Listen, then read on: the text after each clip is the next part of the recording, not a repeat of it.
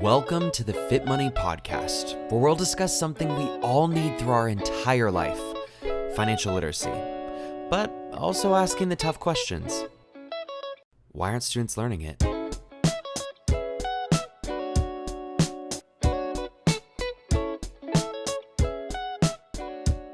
Financial literacy is more than the math and a behavior we'll need beyond the classroom. So we're learning how we can help students, families, and teachers build a new generation of financially fit students everywhere. Today, FitMoney Executive Director Jessica Pelletier is joined by Robert Farrington, the founder of The College Investor, an online space to help young adults in their personal finance and investing goals. From helping navigate student loans and managing money in a family, today Jessica and Robert are discussing how we can manage stress around our own finances and tune out those external pressures that might be making budgeting on our own more difficult. Whether you're an educator, caregiver, parent, or even just interested in personal finance, there's definitely something for you to take away in today's episode. Hi, Robert. So great to see you today. Hey, thanks for having me. This is great. Absolutely. I'm so excited about today's conversation because it's so timely and relevant when we talk about how stressful managing your money can be. Certainly for those well into their years, but especially now around our younger, 20-something. So how did you get started in the business around college investing? Yeah, I'm a total accidental entrepreneur. I really just wanted to share my thoughts on investing and building wealth. I've always been a side hustler and passionate about making money. I was that kid that was in middle school selling candy bars out of my backpack and having a lemonade stand and then, selling my old video games. So honestly, so I could go buy new video games. But, I really enjoyed that aspect of it. And then, I really started learning that you could take some of that earning and invest it. And that was really cool because like you could get dividends, like companies would pay you money for just owning them. And like I found a lot of that to be so interesting. And I really wanted to share my thoughts on it. And so I started blogging and writing content about it. And, it really started to take off. But, a lot of us, including myself, have this stumbling block of student loan debt. Mm-hmm. And people are like, hey, I'd love to invest. I'd love to earn more. But like, I got these student loans and it's taken a lot of my budget. Like, how do I deal with this? So started writing about like how you could overcome that, like how you can overcome your student loan debt so you could start investing and building wealth, how to budget, what tools you should use. And, here we are, 14 years later and, still going strong talking about how people can build wealth, grow their money and overcome some of this stuff like student loans. Well, 14 years later, and I have no doubt 14, 28 plus more years to go because I don't think this issue is going anywhere. Sadly. But hopefully, folks like you and what we do at FitMoney, what we can do is really just provide the information out there. I think with most financial literacy, it's about having the tools and then making the decisions that are most healthy for your own family. So when we talk about resiliency, though, as we all need to be with the economy as it is and investing, it's a struggle specifically today. We see inflation's really high. So you might say, I've got the tools, I have the education, but I'm still just not making ends meet. What do you say when it comes to defeating that kind of stress and, the economic highs and lows when it comes to putting your best foot forward in investing? A lot of it comes down to honestly getting organized. And I know you say we have the tools and there's a lot of tools. And I think almost it comes overwhelming that there's so many different options and ways to go about it. And so I like to start with everybody to get organized with your finances. And I say get organized. I'm not talking about even budgeting yet. Like that's step 2. Like literally, let's talk about what you owe, what you earn, what's coming in, what's coming out. Like, let's keep it really simple. And I like people to do it in a way that's natural and native to them. Because on the flip side is that we're all human. We all have our own styles. So like I'm personally a tech guy.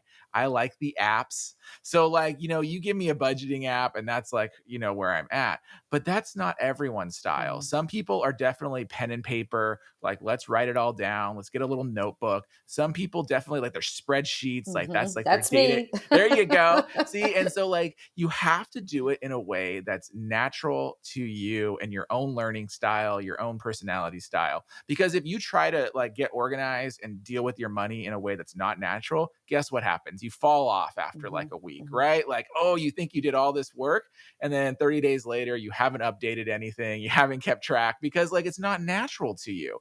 So, the number one thing I like to encourage people to do is just get organized with their money in a way that's natural to them. And as we're talking about families, I like to share it with their families too. Like, as you're there, like you should be doing this together, Mm-hmm. spouses, bringing in older children, things like that, but show them what you're doing. Mm-hmm.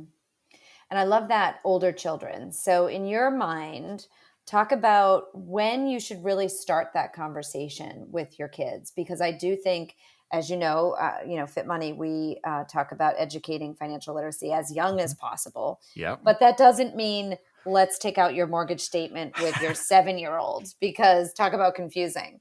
But Yep. how do you talk to folks, especially those millennials, which are now in some cases probably close to 40? So they Yeah, probably have exactly. kids. Yeah. How do you kind of advise on, here are some ways to get started with those younger kids? Absolutely. So I'm with you. You should be talking about money with your children literally as early as you possibly can when they're starting to show interest, which honestly is like 3 or 4 years old. Like Insane. I want to buy candy. Okay, well Mm-hmm. that's $1, and here's what Mm-hmm. $1 is. You can start those conversations very young with the children, and then of course as they get older, hit the double digit mark. Like you can show them more. Like this is what a savings account is. This is Mm-hmm. what's in mom and dad's savings account. This is your savings account. This is college and start really showing that. But I will tell every family that by the time you have a high schooler, Mm-hmm. you should be at like a 90% transparency mark, if not 100% transparency mark. And there's two reasons for this. Number one is that you're starting to have these paying for college conversations.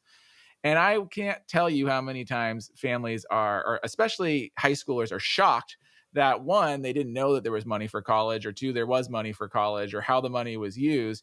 And what it really does is it puts them at a disadvantage because, Mm-hmm. these kids could be freshmen and doing sports or applying for scholarships if there is no money. Mm-hmm. But if there is money, like maybe they're making different college decisions or thinking about different schools. And so there's nothing worse, and I see it, and I just got through college season with a bunch of families, and it's like there's nothing worse than like the kids know they want to go to a certain college, and then mom and dad are like, oh, we didn't save anything and there's nothing there Mm-hmm. for you.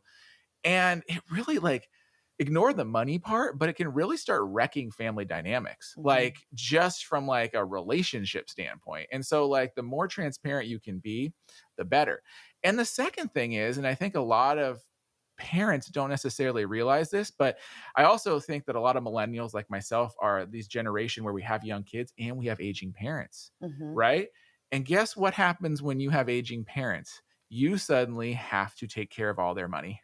Mm-hmm. And so, you know what? It's not going to be a surprise. At some point in time, your children are going to know every detail about your financial life.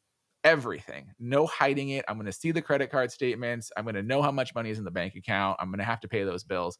So don't make it hard. Like literally, the easier you can make this whole financial situation, the less conflict you'll have in your house. Like the less stress there'll be for everybody. Like knowing the data at least lets you make better decisions as a family unit. So, just slowly layer it on. But honestly, by the time you have a high schooler, you should be pretty transparent with that.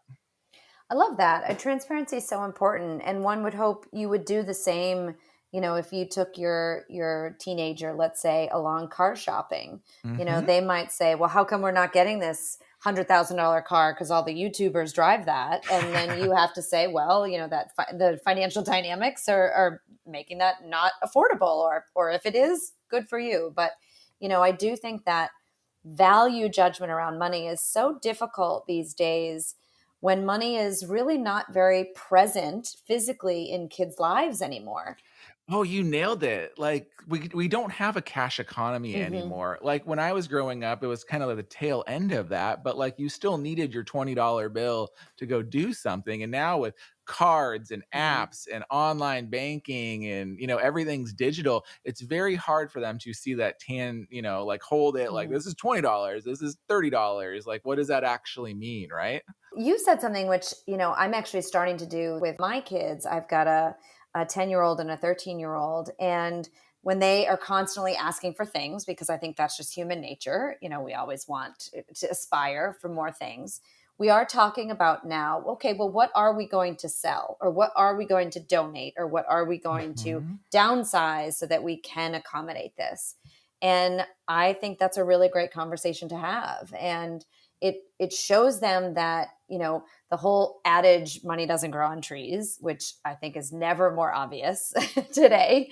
But it just shows them that, earning, whether it's by selling something or really going out and getting a job, is probably the most important thing about financial literacy. We can't spend the money if we don't have it to begin with. I mean, you nailed it. That's one of my key tenets, and it's my personality style as well, is that, we can all budget as much as we want to budget, but there's only a limit to how much you could cut in a budget, Hmm. right? You Hmm. still got to live, you still got to eat, you still got to get places. You can't go to zero. Like, there's no way to make that happen. But there really is limitless potential to Hmm. earn money. And some of it does correlate to time, and we Hmm. are in different seasons of life, and you might have more time, less time, depending on it. But like there is a lot of potential to earn extra money today. And I'm a big fan of the side hustle. I teach my children the same thing. My younger daughter, she goes and does the recycling and makes money that way. And my son's big on the Pokemon cards right now. Oh, yes. But if he wants to buy new ones, he sells them on eBay and I help him. Can't do it all himself, but Hmm. he knows what cards are valuable. He does his own research. I take the pictures and list it with him. And then he knows how to pack and ship now. And then like we'll drive by the post office, mails that thing off. So there is a lot of potential for these kids to earn money if we, kind of give them the ability to. I love that. We're doing that this past weekend with Legos because There we you have go. more than we need. And you know what? Hopefully we can make someone else's life happy. Yeah, So and I then love. you have Facebook, you got OfferUp, you have all these Mhm. apps too. So it's not even you can sell it locally as well. My daughter recently did that with a giant playhouse she had, and she loved it. And the guy gave her like the money for it, and she felt it was like the most cool thing ever. And so it's like if you instill this in them, it goes a long way. Exactly. And also we can, get the great points and credit for recycling at the same time. 100%. So let's talk about, the economy today. And we touched on this at the beginning of our conversation. It's certainly a more challenging time for everyone, kind of even those that maybe do have a budget and do feel that they are equipped with the kind of money knowledge, but they're looking at their bank balance and they're looking at their grocery bills and they're just kind of saying, this is tough. And it is adding to our levels of stress. Mhm. And stress is something we know is just not healthy. Do you have any do nows that you advise to your clients as you can see the blood pressure going up these days? Yeah, and one thing I've kind of learned is, where the stress really comes from is that we are having to confront the math of our budget Hmm. with our values and belief system. And that's like where the stress is really hitting because the math of our budget we learned in second grade, adding, subtracting, whatnot. But now you're having to make existential choices in some ways, or at least your body feels Hmm. like it Hmm. is, right? And you're having to confront like, what am I gonna do? I cut? Do I have to go earn more? But then there's this whole other aspect of like, what are people gonna think? What are my Yes. family gonna think? Like, sorry kids, like we can't DoorDash this month. Like, let's not do that. Let's not spend all this money. But like you as a parent are like, oh, they're gonna like hate me for this. But you have to realize they're actually not. Hmm. Hmm. And you have to realize that you're getting judged every single day for every single thing you do by everybody. And honestly, no one cares because everyone's actually just living their own lives. And, they might think about it. They might make a little quip about it. Your kids, might freak out. Oh, I wanted to order stuff. But you know what? The next day they forget about it and they're on to the next thing. And I think, trying to give yourself a little grace and perspective goes a long way because you do have to make those decisions and failing Hmm. to make those tough choices that, confronts some of these psychological feelings you have about where you're spending your money and whatnot can be hard. And so I do like to urge families to think about what do they value and, a lot of different financial personalities have different sayings for it, money levers, money buckets, things like that. But like, really, like what's important to you? Is it spending time with your family? Is, going on a trip? Is it a vacation? Is it like, what is that thing? And Hmm. then let's try to cut out some of the other stuff that doesn't align with that value set and then focus on driving more of that value and figure out how you can do that more effectively. So, you know, there are ways to save. Maybe it's earning money, but maybe it's both. And like you could Mhm. work as a family to that goal. Like, hey guys, like I really do want to do XYZ next summer, but we need to get to like $5,000 to make it happen. This is where we're at. Like, talking about it, being transparent about it, and then like working through it can make it a lot less stressful. And then, let's confront if you're there and you're not hitting that goal, like work together to change that. Well, it's like, we wanted to go here. Could we go someplace different? Can we do this? Can we do that? But really understanding what your values are can go a long way to making the tough decisions financially better. I won't say easier, but at least you have at least a little clarity on it being better. Yeah. And I mean, we all know that life is not supposed to be easy. And so I think, especially teaching your kids that as well. We've learned as parents, I'm sure you feel the same way. We can't always make our kids' lives perfect. They're not going to have a moment where they're never sad. It's just learning how to deal with those issues when you have to, especially make a decision about your spending, Mhm. and you have to pick one or the other. You might not like that choice, but guess what? Life is not always roses, as they say, but that's okay, and that's what makes us stronger. And I love how you said that kind of value judgment. It's so hard. You look back through history, money always seems to be something that you are judged on, whether you don't have enough or perhaps you have quote unquote too much. Mhm. We've all seen how from the Vanderbilts all the way through time, the haves, sometimes tend to hide that as well because either they're embarrassed or whatnot. But yet it's still a taboo topic. So we're judged on something that for decades we've never really been able to talk about. So that juxtaposition is really hard. So hopefully these baby steps that you're recommending within your own family unit can maybe really help your community. Absolutely. And I always just think like just personal stories and young adults, but we all do it. We judge our neighbors. Oh, they have Mhm. construction trucks in front of their house. Are they doing something? Or, I think about it when for young adults side hustling. And it's like, people are like, oh, they're driving for Uber or DoorDash. Like, why are they doing that? But then that same person 5 years down the road might be buying their first house. And then they're getting judged on that. They're like, how did they afford buying their first house? I don't understand. They're so young, and no one remembers the fact that they were like side hustling and doing all these Right. odd jobs for extra years. Like, you're just always being judged. So when you kind of accept the fact and like are just like, whatever, I'm going to do my own thing and I'm going to do it based on my own value set, things become a little easier. But it really is hard. And the younger you are, especially Mhm. our teenagers, oh man, they fall into that peer pressure all the time. And so it's trying to, again, if you're transparent and you're trying to make these decisions, hopefully some of that rubs off on them and they can make more of their own personal value based decisions instead of falling into this like keeping up with the Joneses peer pressure trap. Absolutely, which is really tough on social media. I Oh grew up gosh, yeah. where there wasn't even a cell phone, much less social media. So I don't envy, my kids that are coming up in this age. And boy, that made me sound really old. but I want to circle around, as we just have a few more minutes, kind of on that college question, because I know you do give a lot of advice, and especially, your primary business is about that. Talk about that almost as a value judgment. For decades, we've kind of been kind of steered in that direction of, you are a valuable community member and, part of the economy, and you will be successful if you go to college. And I think there's starting to be some debate now that there are other paths that we know. I think 40+% of the population does, regardless. So can you talk about that? About maybe that's also providing quite a bit of stress for our teenagers and even their families these days. Of that, you must do this in order to be successful someday, and we're seeing that that's not necessarily true for everyone. I mean, you nailed it. I think we've reached this inflection point where the pendulum swung out, and especially in my generation, was everyone needs to go to college or you're a failure. Hmm. And the way we spent our money in public education reflected that. When I was in high school, it was the last year that we did auto shop and wood shop. They Hmm. eliminated all those and they built Hmm. out a computer lab, right? Hmm. And it was like everyone needs to do all that. Hey, you know what just happened at my high school? They just reopened the auto shop. 20 plus years later, I love because that. they're realizing that, you know what, that was a wrong approach. Like, we went way too far to this extreme. And what I like to say to a lot of families is that, you know, what's a really actually a good thing in this country and for everybody is education. Hmm. But education does not mean college. Like, they're very two different things.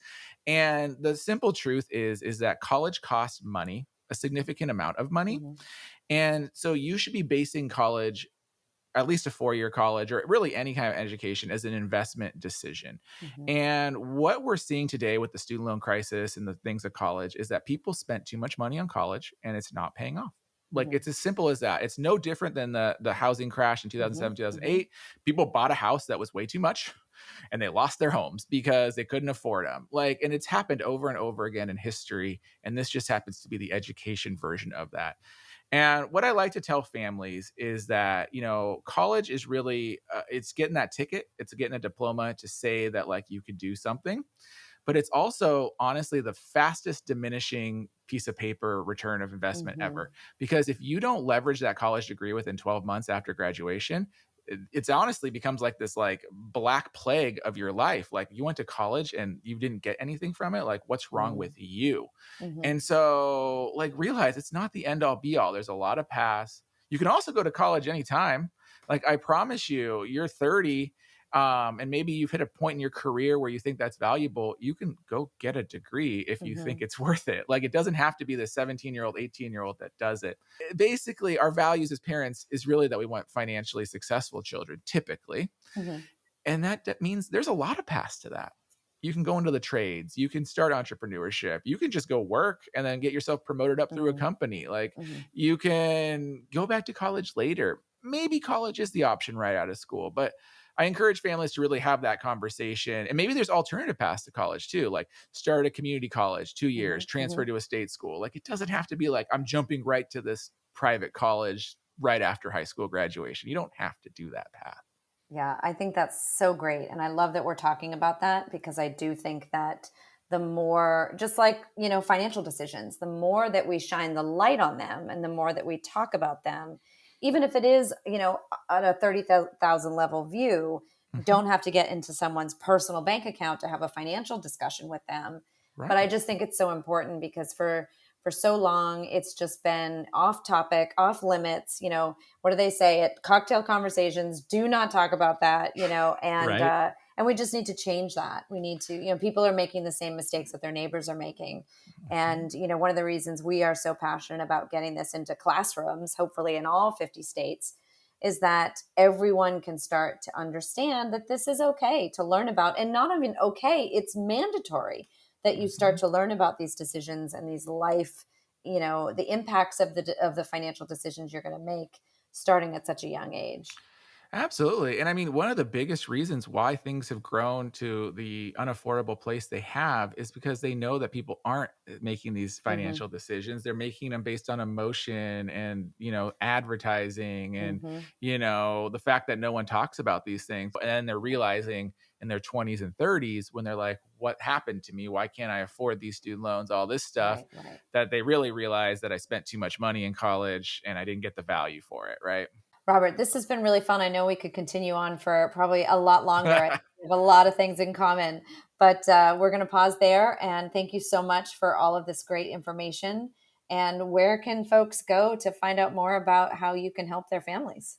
Absolutely. So you can find our main home base at thecollegeinvestor.com. We also have our podcast, The College Investor Audio Show. If you like to listen, clearly you do. And if you like video, we're on all the video platforms at The College Investor as well. Awesome. Thanks, Robert. Thank you. Thank you for joining us today on the Fit Money Podcast. Whether you're a caregiver, teacher, or student yourself, there's plenty of great K-12 resources to begin or continue your financial literacy journey at fitmoney.org. Visit the show notes for more from today's guest and financial literacy activities for the classroom, at home, or on the go. We'll see you next time, and until then, happy learning, earning, and saving. The Fit Money podcast is presented by FitMoney, the leading K-12 financial literacy curriculum providing free, unbiased financial literacy resources. All opinions, products, and references during the show are not endorsed by FitMoney and are solely opinions of the individual. FitMoney does not claim any responsibility for external resources referenced during the episode. All FitMoney products and episodes are provided for educational purposes and are not professional advice.